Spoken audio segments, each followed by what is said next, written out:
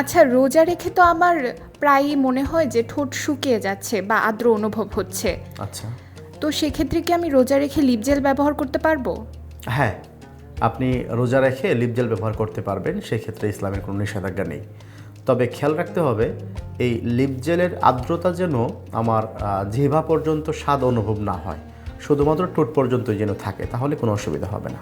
আর আমি যদি কোনো অনুষ্ঠানে যাওয়ার জন্য পরিপাটি হয়ে একটু লিপস্টিক পরতে চাই, সেক্ষেত্রে কি রোজা রেখে লিপস্টিক পরা যাবে? হ্যাঁ, আপনি রোজা রেখে লিপস্টিকও ব্যবহার করতে পারবেন, কারণ লিপস্টিকের মাধ্যমে আপনার কোনো স্বাদ কিংবা আপনার পেটে কোনো কিছু যাচ্ছে না, শুধুমাত্র আপনার সৌন্দর্য বর্ধনের জন্য ব্যবহার করছেন। তবে সেই ক্ষেত্রে একটু সতর্ক থাকা ভালো। কোনো কারণে লিপ জেল কিংবা লিপস্টিক ব্যবহার করতে গিয়ে যদি আপনার মুখের ভেতরে কোনো কিছু প্রবেশ করে, সেই ক্ষেত্রে কিন্তু আপনার রোজার ক্ষতি হবে।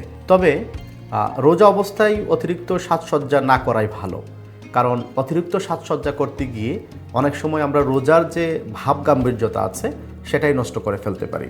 এই জন্য লিপস্টিক কিংবা লিপ জেল আপনি ব্যবহার করতে পারবেন, রোজা অবস্থায় সাজসজ্জার ক্ষেত্রে স্বাভাবিক থাকাই উত্তম।